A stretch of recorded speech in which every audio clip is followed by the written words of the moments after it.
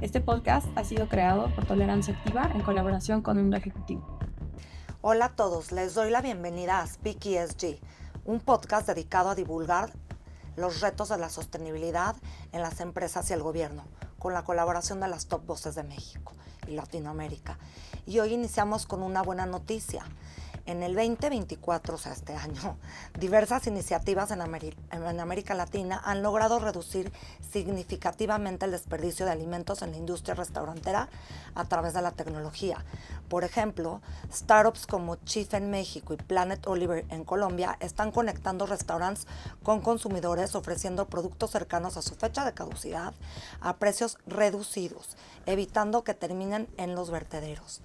En México, Chief ha logrado redirigir más del 80% del excedente de alimentos disponible diariamente, rescatando 2 millones de kilogramos de comida desde su fundación.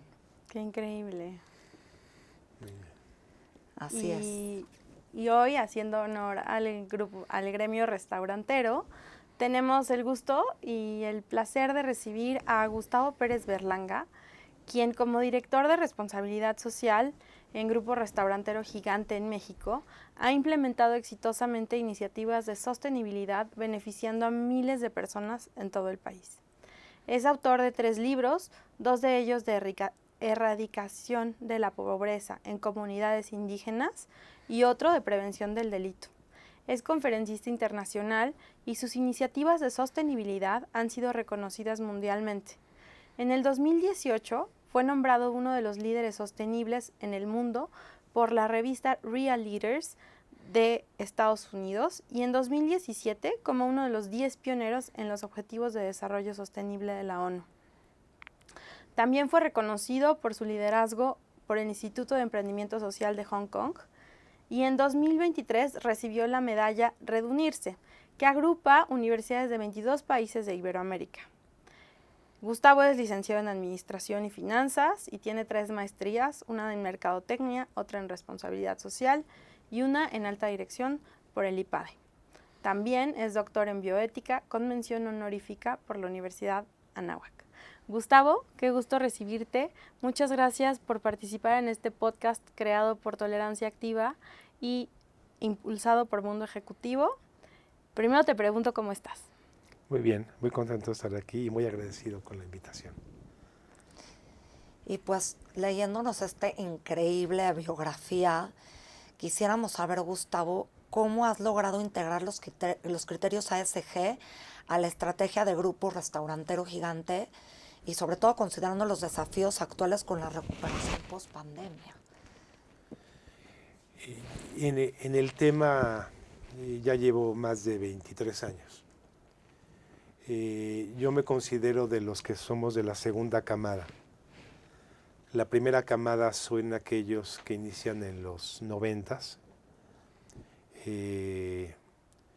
referentes como Mercedes Aragonés, como Arango, como Carlos Ludlow, como Nicolás Mariscal, que empezaron a ver algunas cosas a nivel mundial y de hecho llegan a México y deciden implementar, inicialmente enfocado a filantropía y luego ya se va decantando responsabilidad social y ahora sostenibilidad y ASG. Y ellos fueron los grandes pioneros. Luego estamos la siguiente camada, dentro de la cual yo formo parte, aquellos que a principios de los 2000 empezamos a conocer y a entender el tema y a accionar, ¿no? Desde una plataforma, en el caso mío, un grupo restaurantero, y ahorita veo una tercera camada, que es una camada que tiene un camino razonablemente más allanado que los que teníamos nosotros, pero aún con un camino enorme por recorrer. En el momento en que yo empecé a conocer estos temas, no estaba ni siquiera en la agenda empresarial. Ahora el ASG ya se menciona en las empresas, si hay directores, si hay estrategias, si hay indicadores, si hay todo un modelo, ¿no?, aplicado a los criterios ambientales, sociales y de gobernanza. Al principio no lo había. Y ha tenido diferentes nombres. Como muchas otras personas, yo me inicié en el mundo social, empezando con la filantropía. En el tercer sector que le decimos. Sí, apoyas a que una fundación cumpla su objeto social, pero no necesariamente está ligado a la estrategia de negocio, ni siquiera a la estrategia personal. Sí, O sea, sí. es más un intercambio, una transacción.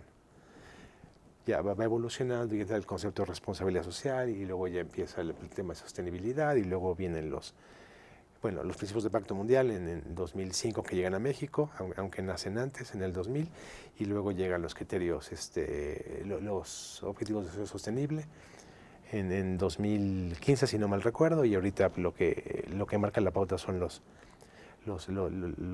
ESG o ASG en español, y ha sido una evolución con un aprendizaje constante y tal, en algunos casos robusteciendo mucho el modelo que actualmente se tiene, en otros con todavía los grandes retos que hay porque se integren temas mucho más allá de ASG en la mesa y con procesos inacabados porque jamás termina una vez y Aranzazu, no me dejarás mentir, cuando entras a ese tema no hay forma de que te salgas. Y no te chupa. Sí, que llegaste para quedarte y hacer de esto una forma de vida de aquí hasta que terminen tus días. Entonces, ¿Y crees que tiene que ver porque te haces más consciente y te das cuenta de todas estas necesidades que existen y como dices tú bien, te atrapa y quieres seguir accionándote, ¿no? sí, es impresionante. Y luego, cosas que para ti son tan obvias, que para los demás no lo son, dices, ¿cómo no se da cuenta de tal o cual comportamiento, de tal o cual acción? Y llega el momento en que sí te sientes hasta extraño dentro de los ecosistemas diferentes donde te mueves, ¿no? O sea, si ahorita manejé tal vez unos 6 kilómetros, no lo hice, pero si me pongo a contar los actos de responsabilidad que me encuentro, encuentro más de una docena en que cosas que están normalizadas como sociedad. Claro. Y eventualmente necesitamos hacerlo consciente por un lado y luego accionar para cambiar esas realidades. Entonces, el proceso ASG es uno más dentro de todo el espectro que ha venido a través del tiempo y moverse en base a todos los puntos que están en esos criterios. Mencionas que ASG es uno de mucho más de lo que debería de haber. ¿Qué sería ese mucho más? Porque, pues viéndolo desde este lado, pues observamos que quizás es el enfoque más completo que podemos encontrar y hacia cómo una empresa puede tener operaciones sostenibles. Y sostenibles en el hecho, o sea, en la definición de que van a perdurar en el tiempo, ¿no? Como nosotros encontramos en ASG este lenguaje que por fin le puede decir a los empresarios, mira, esto que estás haciendo va a traer beneficios económicos y además va a permitir que tu empresa sobreviva en el tiempo, ¿no? Entonces me gustaría saber tu punto de vista como más, o sea, cuando haces referencia a muchos más, ¿a qué otras cosas te refieres? Y también, pues como mencionas, tú eres un pionero en todo esto, o sea, ayudas a iniciativas sociales desde hace muchísimo tiempo. ¿Crees que la responsabilidad social es sustituida por los criterios ASG o cómo se complementan? Empiezo viendo que todo es perfectible, ¿no? Los criterios ASG nacen desde el mundo financiero. Un gran detonante fue Larry Fink, que hizo esta carta a los accionistas y dueños de empresas y tal. Y hay que entender esa arista. Es la primera vez dentro de todo el tiempo que yo llevo y el conocimiento que tengo que el tema de sostenibilidad ambiental, social, nace desde el sector financiero. Y ahí es donde yo ya empiezo a ver las bondades de que esté mucho más permeado que lo que existía anteriormente. Claramente ASG es perfectible. Hay grupos de interés que normalmente no están en el espectro natural de las empresas, ¿no? Un grupo de interés es el cliente, otro grupo de interés es el colaborador, otro grupo de interés son los proveedores, otro grupo de interés es el gobierno, ¿no? Son aquellos grupos de relación con la organización. Pero si le abres un poco el círculo, pues están las organizaciones de la sociedad civil, están las universidades, están organismos nacionales, están organismos internacionales, y el espectro se vuelve, incluso hasta el crimen organizado puede ser un grupo de interés. Absolutamente. Entonces, ahorita el espectro está muy ligado al mundo financiero y a la métrica, que está muy bien, porque muchas iniciativas sociales y ambientales no acostumbraban a tener métricas, y eso se está ordenando para, ¿no? El mundo financiero es números y después números y siguen números, que tiene sus grandes bondades como estos, sin dejar de reconocer que hay intangibles que son muy difíciles de cuantificar y agregan valor y están ahí, aunque no se les ponga un número. Pero si le amplias un poco ese círculo, encuentras que alianzas con universidades debería ser una parte importantísima, porque las universidades es la parte formativa que eventualmente recaen en el sector empresarial. Por poner un ejemplo, pero si ves organismos internacionales, pues también tiene que ser un grupo de interés y volver también parte. Creo que en esos, ahorita nada más dije 2 pinceladas, pero en esos puede caber una parte mucho más robusta. Creo que ASG está en un proceso de maduración muy importante, lejos de ser un producto terminado, y veremos un ASG muchísimo más robusto con el paso del tiempo. Y entonces, ¿cuál sería el complemento? ¿O se complementan, se sustituyen? ¿O cómo tú lo llevas a la práctica en lo que haces, al lado de la responsabilidad social? Bueno, el término ha cambiado y también los enfoques. Y es muy interesante porque hay algunos gente experta en el tema que lo separan muy claro. Filantropía es esto, responsabilidad es esto, sustentable es esto, los deseos sostenibles es ASG es esto. Yo lo veo como un proceso más integrado, es decir, hay criterios, algunos elementos de los criterios ASG que claramente tienen que ver con temas de responsabilidad social. Algunos tienen que ver con filantropía, otros son temas claramente sostenibles. Entonces, no lo veo como secuencia, sí como evolución, pero se entrelapan unos con otros. No necesariamente es un excluyente del otro. Y aunque hay que reconocer que hay visiones bien diferentes, hay algunos y gente que respeto mucho, que claramente marca una diferencia entre uno y otro. En mi postura hay elementos de uno que están inmiscuidos en otro y en otro y en otro, y al final recaen en lo que actualmente en el sector empresarial es lo que marca la pauta, ¿no? Que son los ASG. Lo veo menos lineal de lo que algunos autores lo argumentan, y tienen argumentos válidos para pues ponerlo. Sí, porque cada empresa tiene sus necesidades diversas y ellos se tienen que ir alineando y adaptando dependiendo a las necesidades de la empresa. Y con esto me surge la pregunta de cómo ustedes han podido, más bien tú, adaptar este programa de proyectos productivos para enfrentar todos estos retos de la cadena de suministro global actual, junto con incluyendo más bien el reporteo ASG en estos proyectos.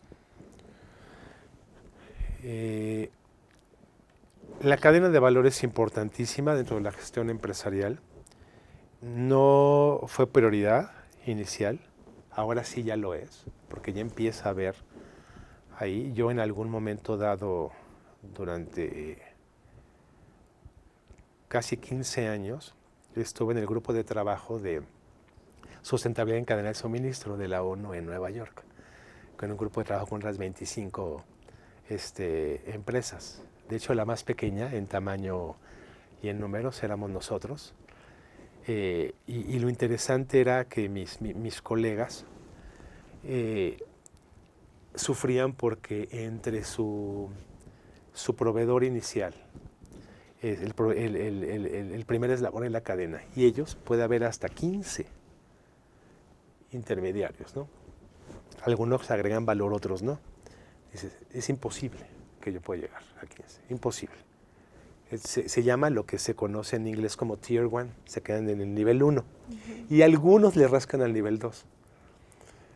¿Y qué pasa con nosotros? Claro. ¿No? Cuando nosotros en el proyecto de café que tenemos, quitamos a los 8 intermediarios y ahora compramos directo, nos auguraban un fracaso estruendoso. Y bueno, afortunadamente pudimos salir avantes con un proyecto que ahorita es emblemático. Pero, ¿Podrías platicar un poquito más del proyecto del café? Porque creo que hay personas que no saben de esto. ¿Les podrías contar de qué se trata este proyecto? Ya lo dijiste, pero regresar al origen, porque eso nació de tu cabeza. Ese específica, hablo de procesos productivos en general. Integramos a la cadena de abasto productos elaborados por grupos rurales, la mayoría, y grupos indígenas, la mayoría dentro de la parte rural. No es comercial, solo es ejemplo. En la cadena restaurantera, la miel que ponemos en la mesa a los clientes es de indígenas Amusgos, de Guerrero. El mole es de indígenas Mazaguas. El chocolate es de Yoquesco, Oaxaca. La mermelada de fresa es de un pequeño productor en Irapuato. Entonces, esta iniciativa ha erradicado la pobreza en miles de personas a lo largo de, iniciamos en 2003, o sea, hace 21 años. Y café nace específicamente en 2012. Estaba en un foro de Naciones Unidas, ahí me tocó ser participante, no conferencista, y alguien habló del trabajo infantil en la cadena cafetalera. Y lo primero que hice llegando al país es, quiero ver los campos cafetaleros en los cuales se surte el café de esta empresa. Y por ética no voy a decir marcas, pero fue pavoroso lo que me encontré.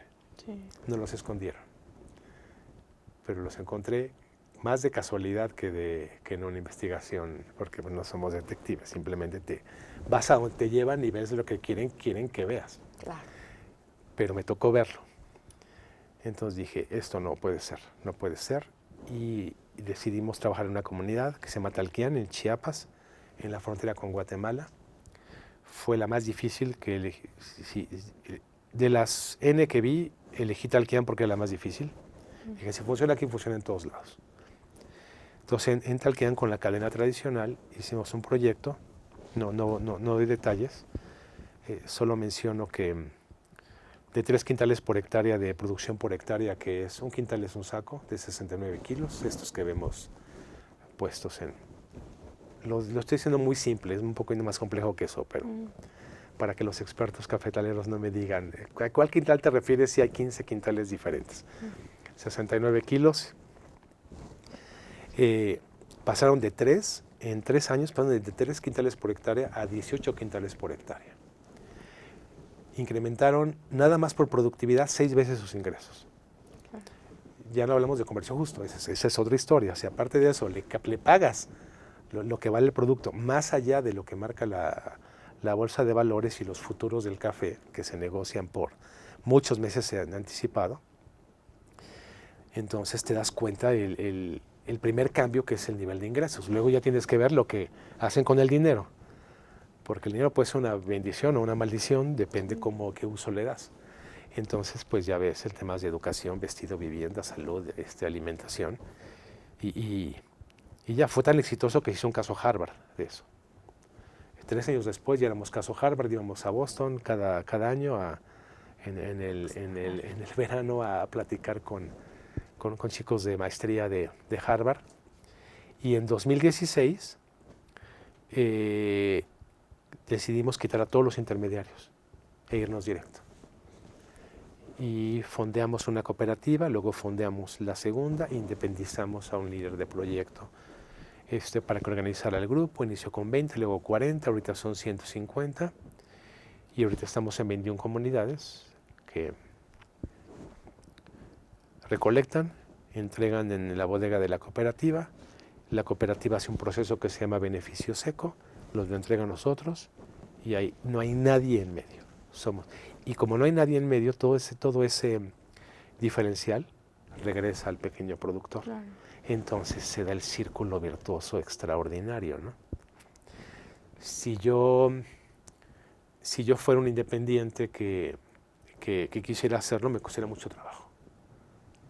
El paraguas de la empresa me ayudó mucho por volúmenes y por capacidad para hacerlo posible. Entonces, se dio lo mejor de los tres mundos. Un apoyo de un grupo restaurantero muy sólido, una cabeza de sustentabilidad, como es mi caso, muy comprometida, y un líder de proyecto de café espectacular. Ya me lo he llevado de viaje al extranjero a dar conferencias, y viene al IPADE cada año a hablar a 600 estudiantes, y bueno, no te platico cómo. Qué interesante. Hasta camina diferente. Es que hablábamos fuera del aire de este proyecto que tuve la oportunidad de conocer, que busca reivindicar el campo y que tiene un modelo similar a y uno, o sea, puedes percibir cómo cuando la gente ve oportunidad en el campo hasta se lleva distinto.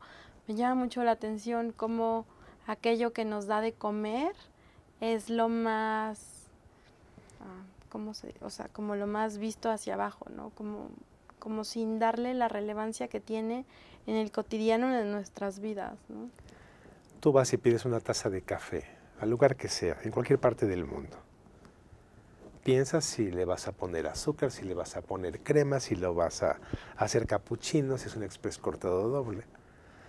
Pero normalmente no llegas y le pides a la persona, ¿no?, a que te atiende: ¿me das un café sin trabajo infantil? Claro. Dame un capuchino que respete derechos humanos. Entonces, sí, la cadena de valor es invisible. Es un buen comercial ese. Entonces, como ahorita de lo que hablábamos fuera del aire, del tema de conciencia. Mientras más conscientes seamos, podemos primero entender el tema y eventualmente. Y menos ciego puede ser, diciéndolo de alguna manera. Y bueno, estás hablando claramente de cómo integraron los principios de economía circular a estas operaciones con este proyecto, porque se cerró el círculo virtual y surgirá la pregunta de cómo integran ahora en el mundo de ASG, donde ya hay un reporteo, estas métricas para esta evaluación de desempeño y como indicador en el grupo. Y para no ser extensivo con todas las métricas, menciono algunas que se utilizan. Sí. Inicias el año con 15,000 beneficiados, te comprometes a terminar con 16,000 y esa brecha es tu compromiso durante el año. Tanto nivel de ingresos o de compra total a principios, tanto ingreso posterior. Y así, o sea, son métricas, digamos, de primer nivel. Ya después hay otro tipo de indicadores que se dan a través del tiempo mucho más profundos. Por ejemplo, si te quedas en la comunidad 10 años, ¿cuántos de los chicos se van a la universidad con respecto a cuántos chicos eran antes? ¿Cuántos chicos, el nivel de ingreso de los chicos ya que terminan versus a los 25 años, en ese proyecto cuando tenían 15, ahorita a los 25, con respecto a los chicos de la misma comunidad que no tuvieron ese proyecto? O sea, ya son indicadores mucho más profundos, más difíciles de obtener y no necesariamente son los que al final el mercado te va a reconocer, esperar 15 años para reportear, ¿no? Y tal, te quedas en los básicos que ya de por sí, que el tema esté puesto en la mesa, contribuye muchísimo, ¿no? Hay ya otros. Estás generando un impacto bastante importante. Pero ¿qué tipo de taxonomía o usan ustedes? O sea, porque hoy por hoy todo el sistema de ASG tiene varias plataformas y varios lenguajes y no hay una taxonomía uniforme o para todos. ¿Ustedes cuál usan? Entiendo y me queda claro que son una empresa muy grande y que no es aplicable los mismos criterios, por llamarlos de alguna manera, hacia un grupo como Stux y a lo mejor a una pyme. No, por supuesto que no. Tú que fuiste durante todo el trayecto y has ido evolucionando con esto y empezaste desde la responsabilidad social, hoy por hoy, ¿cuál es la que usan? Mira, están los genéricos y como digo genéricos, aquellos que son muy visibles y no específicos, que son Pacto Global, ODS y tal, ¿no? Los que ASG incluso pueden ser genéricos. Ya la aplicación, hablo de la cadena restaurantera, son los SASB. Usamos SASB específicamente en restaurante, Claro. ¿no? Y ya empiezas. Aún ahí hay huecos, ¿no? Con la experiencia que tienes encuentras áreas de oportunidad, pero también hay que entender que esos específicos hace algunos años ni existían, ni estaban puestos en la mesa. Entonces les aplaudes y les haces caravana porque ya están. Entonces utilizamos genéricos. Nuestra base claramente son los ODS con los objetivos y cada una de sus metas, 163 o 169 metas, y claramente los principios de Pacto Global desde hace mucho. CEMEFI también, que ha evolucionado su modelo de una manera importante. Que ahora ya toma más en cuenta ASG, ¿no? Sí, ya toma mucho en cuenta ASG y es mucho más difícil, es mucho más exigente y es mucho más profundo. Ya no solo manifiestas compromisos, sino tienes que poner evidencia y eventualmente resultados. La métrica de CEMEFI ha crecido muy importante con esta evolución y lo bueno es que se va madurando el proceso. Lo malo es que aquellos que inician pueden sentirse espantados de todo el espectro. Claro. Siempre hay que elegir batallas, sobre todo al principio, para moverte por ahí. Elegir un frente para saber sobre cuál te vas a mover, ¿no? La forma en que yo lo hago, incluso ahorita, es elijo el frente e inicio en pequeño. Y voy entendiendo cómo funciona tal o cual cosa, y luego ya lo hago exponencial a todas las marcas y restaurantes y unidades del grupo. Pero si alguien es nuevo y ve todo el espectro, pues claramente dice, no hay forma de que yo pueda acceder a Sí, que algo, nos ¿no? pasa muy seguido, ¿no? Que llegan y dicen, ¿qué esto? ¿Cómo se come? Sale carísimo. Sí, ¿Qué hago? No, es muy retador para gente que no está en este camino decir, híjole, tengo que empezar. Que es un poco lo que va a pasar con la aplicación de la taxonomía sostenible el próximo año, que claro. la gente dice como, ¿y ahora qué voy a hacer? ¿no? Claro, ¿no? Bueno, la taxonomía europea, que todo el mundo habla de ella, cuando hablas de taxonomía piensas en Europa. Claramente la tropicalización aquí lleva un reto. Y hay que entender una cosa, y ahorita lo pongo en la mesa.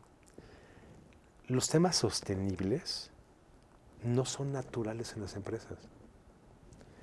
La empresa está enfocada en la transacción. Más ventas, más márgenes, más utilidad, menos costos, más WAFIR, cuánto es el CAPEX. Sustentabilidad no transacciona, transforma. Las empresas están enfocadas en sus objetivos económicos de corto plazo. Las ventas de hoy, las ventas de la semana, el informe mensual, el trimestral, el bono semestral o el reporte anual. Sostenibilidad es para 15 años. Así es. Sí. La visión empresaria es totalmente utilitaria. Lo que me es útil me hace sentido y lo aplico. Sostenibilidad no es utilitaria, es deontológica, es el deber ser, siendo parte de una comunidad mundial de personas y otros seres vivos y ecosistemas. Entonces hay que entender que no nace natural. No hay foros que digan, entendiendo por qué es importante el dinero en las empresas. No hay foros de eso, porque es natural el dinero, Claro. porque esa es la razón de ser, el valor económico. El valor social no lo es. El valor ambiental tampoco. Sí. Entonces, por eso hay tantos foros para buscar. Entonces hay que ¿Cómo le entender hacemos? que... Que no es natural. Exactamente. Pero y tú sobre que eso estás ahí y construyes. que lo vives y que lo has evolucionado, hoy por hoy podrías afirmar de que la sostenibilidad a largo, o sea, obviamente es a largo plazo, pero es rentable, es una inversión que tienen que hacer los empresarios, aunque no sea natural y que ahora se exija por una cuestión de responsabilidad ambiental, social y de gobernanza. O sea, O sea, sí les da ¿es dinero. rentable? Voy a elevarme a 10.000 metros de altura. habría que entender qué significa rentabilidad. Que te regrese. Si la rentabilidad es ganancias económicas, la respuesta es sí. En ocasiones no lo puedes demostrar. Pero es un sí. Y te voy a poner un ejemplo. Sí. Exacto. Viajo a Guerrero a ver un proyecto. Me paro en este restaurante donde yo trabajo. Termino de desayunar, voy al baño, porque el camino todavía es de varias horas. Y hay una persona que está envolviendo un papel de baño, dos papeles de baño chiquitos en uno grande de estos rollos. Está así, envolviendo el papel de baño. Y le digo, oiga, ¿qué hace? Y me responde, pues envolviendo, ¿qué no ve? ¿Y por qué lo envuelve? Estoy cuidando la empresa. ¿Y por qué la cuida? La empresa me ha cuidado, yo la cuido. ¿Le puedo sacar una foto? Haga lo que quiera. No supo quién era, nunca me volteé a ver, le saqué una foto, se la mando al grupo de directores y les digo, algo estamos haciendo bien. No se puede monetizar. Muchas cosas no son numéricas y son de altísimo valor en una organización. Desde que te apaguen la luz, que no se roben las dos plumas. Estoy hablando de cosas físicas, pero que se esfuercen el doble por dar. Ahí están y no las puedes medir. Y eso es rentable, pero no lo ven. Entonces, no todo se reduce al valor económico visible. Hay muchas cosas, hay veces que alguien comenta, se va la persona, pero la cultura se queda. Claro. Es como cuando se llevan a una persona de una empresa a otra y no funciona. Sí. Porque esta persona encajaba en la cultura y acá no encaja. Porque entras en una dinámica. Decía Ortega y Gasset, ¿no? Este filósofo, escritor de los años 20 del siglo pasado, soy yo y mis circunstancias. Entonces, eres tú como persona y qué es lo que te rodea, y las dos es como te definen. Y estás hablando de un tema muy importante de ASG, porque muchas empresas se van únicamente a lo ambiental y no se dan cuenta que la parte de la S es justo lo que tú estás hablando. Es de esta parte de crear una cultura laboral que tiene que ir cambiando y que se va premiando poco a poco, justamente por iniciativas como las que tú tomaste con todos los proyectos que fuiste creando dentro del grupo al que representas y que se van replicando, ¿no? Y hablo de esto porque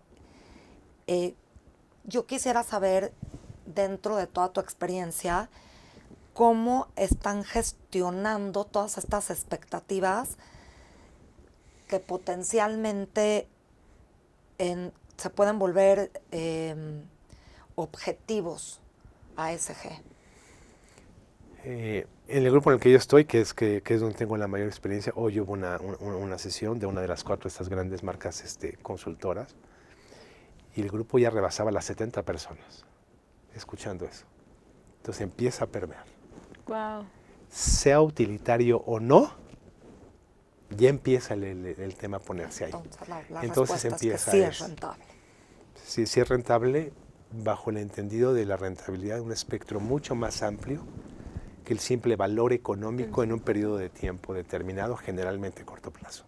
Que ahí entra una cosa, o sea, precisamente el enfoque de la sostenibilidad desde este lugar financiero, ¿no? Que, como bien mencionas, lo revolucionario de esto es que los financieros se dieron cuenta que si una empresa reducía los riesgos de ponerlas en riesgo, pues eran empresas que iban a sobrevivir en el tiempo, ¿no?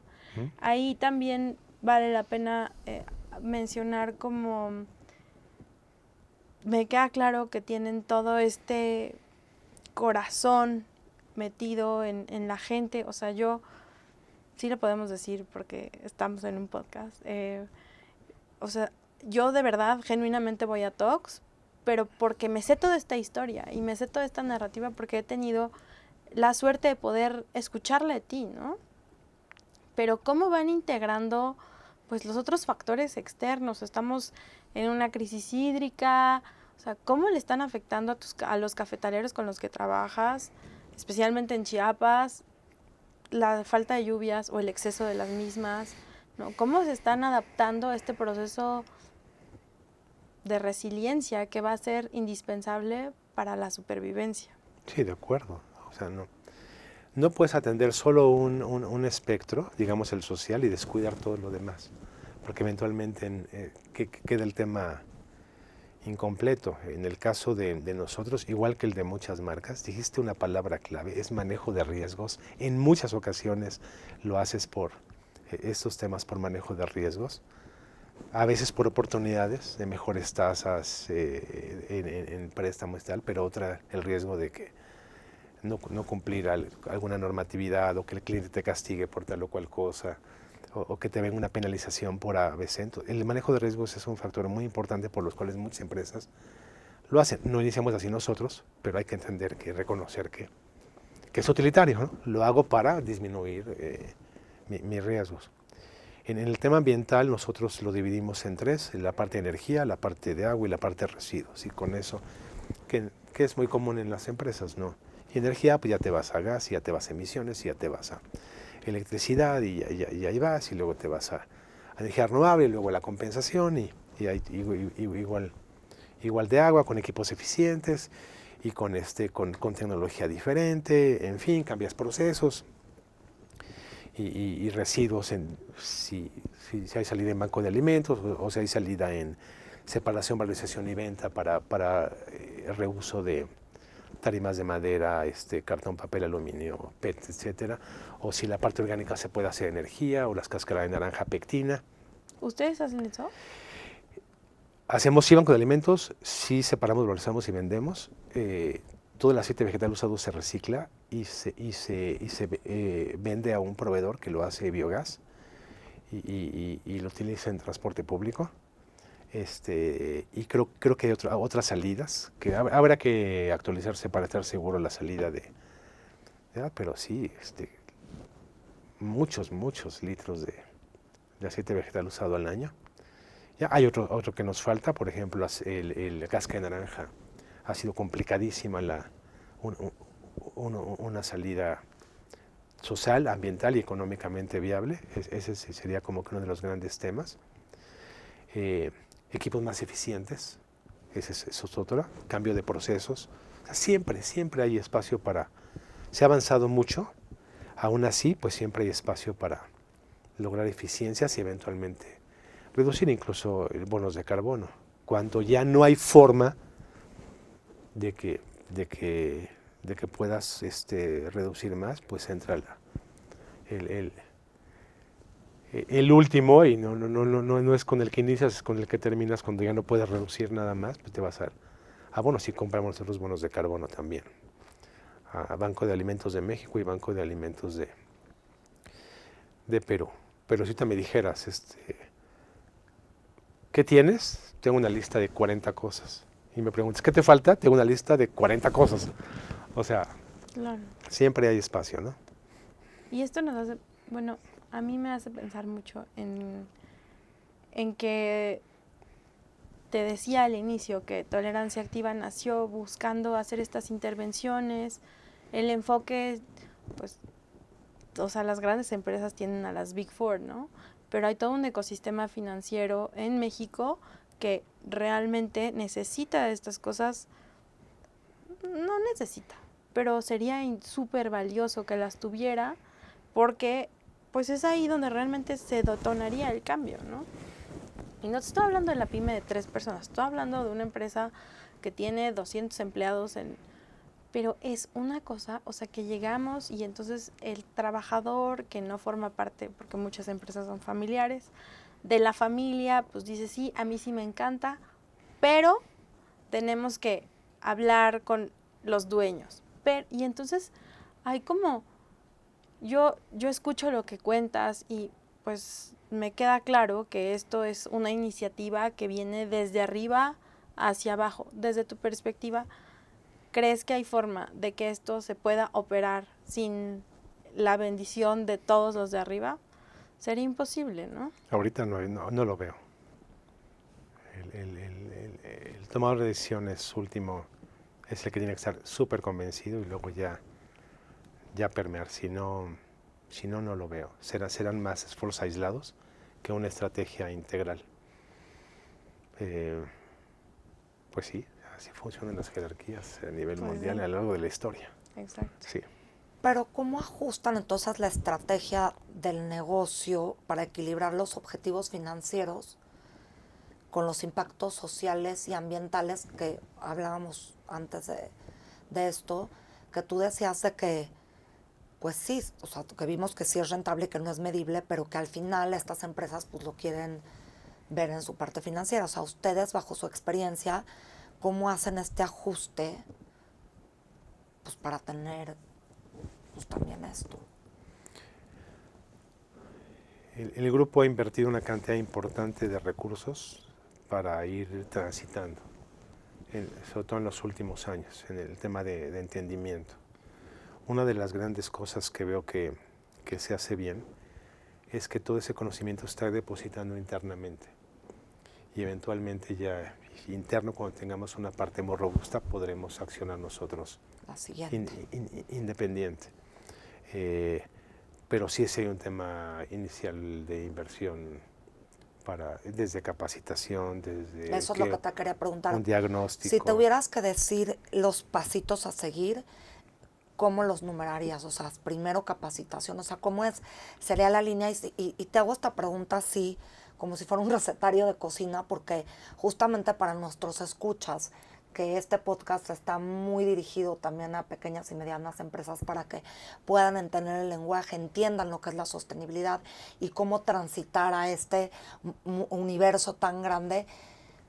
¿Cómo tú, bajo tu experiencia y sobre todo bajo toda la evolución que has llevado, qué es lo que les dirías a estos oyentes de cuáles serían los pasos a seguir, Gustavo? ¿Cómo comienzas?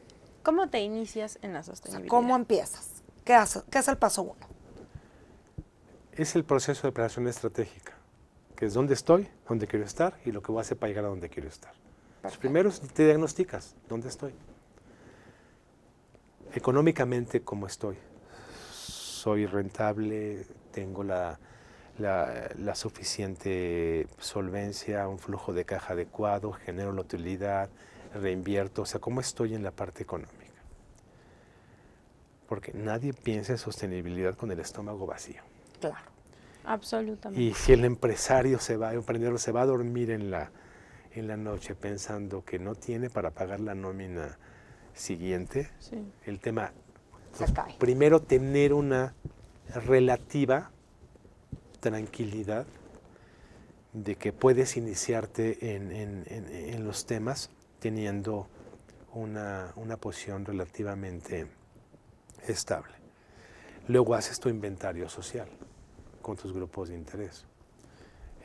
¿Cómo estoy con mis clientes? ¿Les doy el mejor producto en el mercado? Si tengo un diferenciador, mis productos, mi oferta de valor es sostenible o no. En mis empleados, ¿cuál es la rotación? ¿Cuál es mi rotación como empresa? ¿Cuál es la rotación de la industria? Si es más la mía que la industria que estoy haciendo mal. Si es menos de la industria que estoy haciendo bien. O sea, ¿por qué se quedan conmigo? ¿Por qué no se quedan conmigo? Y así. Y luego te vas a la parte ambiental, ¿no? Energía, residuos y agua. Bueno, ya tienes tu inventario, que es una especie de diagnóstico. Luego, ¿cómo quiero estar? Bueno, quiero reducir rotación 40%, ¿ok? Rotación de turnos, ¿te refieres? No, No, rotación de de la personal. gente. Sí, Ajá. sí. En inglés se llama turnover, Sí. la gente que se despide, se contrata. Hay industrias que rotan más del 100% anual. Sí. En México, de hecho, salió un dato de que hay mucha rotación de personal. Pues sí. Porque Es ¿Tú a qué lo altísimo. atribuyes? Primera es que no se logra un diferenciador. Y cuando el único elemento decisor es económico, pues simplemente brincas cuando Sí. te genera, por muy pequeño que sea, brincas en tal. Es cuando crees que primero pagar, hablando económicamente, igual o por encima de la industria, y luego atributos que tienen que ver con el término que se utiliza mucho, salario emocional. ¿Cómo construyes toda esta parte del salario emocional? Es dónde estoy, luego dónde quiero estar en la parte de sostenibilidad, y luego qué voy a hacer para llegar a donde quiero estar. Claro. ¿De cuánto es su rotación? La nuestra es el año pasado, y voy a dar una cifra cerrada para no dar el número exacto y me llegue a equivocar, como del 65%. Es alta. Cuando ¿O la, no? En la industria es de la 100. industria rota el 140. Sí, sí. ¿140? 140. Ah, no, pues estamos. Yo pensé que era menos. Es que es impresionante cómo la gente termina enamorándose de su empresa, ¿no? Este ejemplo del papel de baño. Ni te conoce, ni sabe quién eres, solo quiere cuidarte. Y eso es el intangible que es muy difícil transmitirle a las personas. A lo mejor con esta generación más de millennials se han dado cuenta en las startups, por ejemplo, ¿no? Yo tengo un amigo que está en una startup y dice, no me puedo robar a los otros de la otra empresa contrincante porque me dicen, no, estoy feliz acá. No, pero pues te doy tal, o sea, te subo la lana. No, me tratan bien. No sé si sea un tema generacional o si sea un tema de las personas. Y es un tema de sostenibilidad, como claramente lo vienes diciendo tú, Gustavo. Es todo un proceso y un trayecto, y regresando a lo que decía sobre la segunda parte, es cuidar toda esa rotación. ¿Cuáles seguirían para terminar esos pasos que tú le recomiendas a estas empresas a seguir para poder ir adoptando desde donde pueden estas prácticas sostenibles? Yo le recomendaría trabajar primero con dos de los grandes grupos de interés: clientes, colaboradores. Colaboradores le hace empleados. ¿Qué producto pones en la mesa y en el mercado, y cómo una necesidad en todo el ecosistema? Con el término sostenibilidad y ASG incluido. Y el otra, la gente que trabaja en la organización.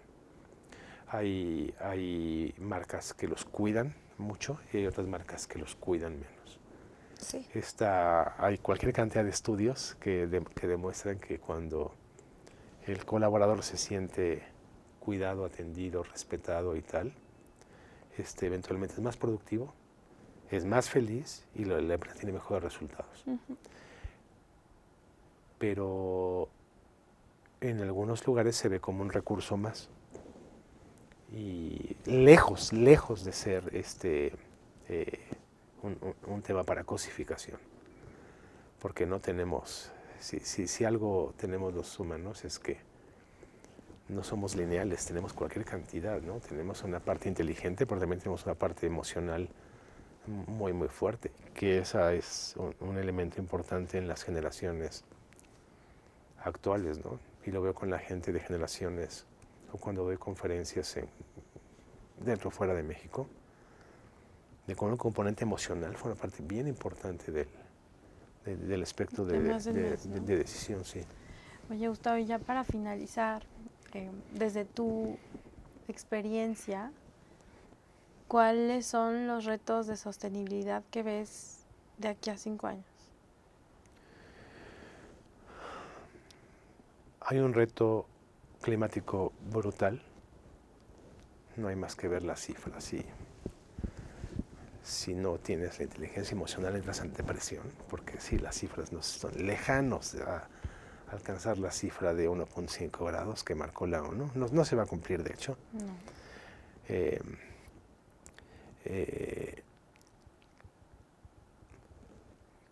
Quiero, porque es más un deseo y es emocional, quiero ser más optimista de lo que he visto, de que en algún momento dado habrá un punto de inflexión. Para mí estos temas son caso de éxito en cámara lenta. Vamos, muy lento. Eventualmente no creo que lleguemos al punto de no retorno como humanidad. También hay cierto que hay que reconocer que hace 10 años muchos menos hablábamos del tema. Claro. Ha venido evolucionando.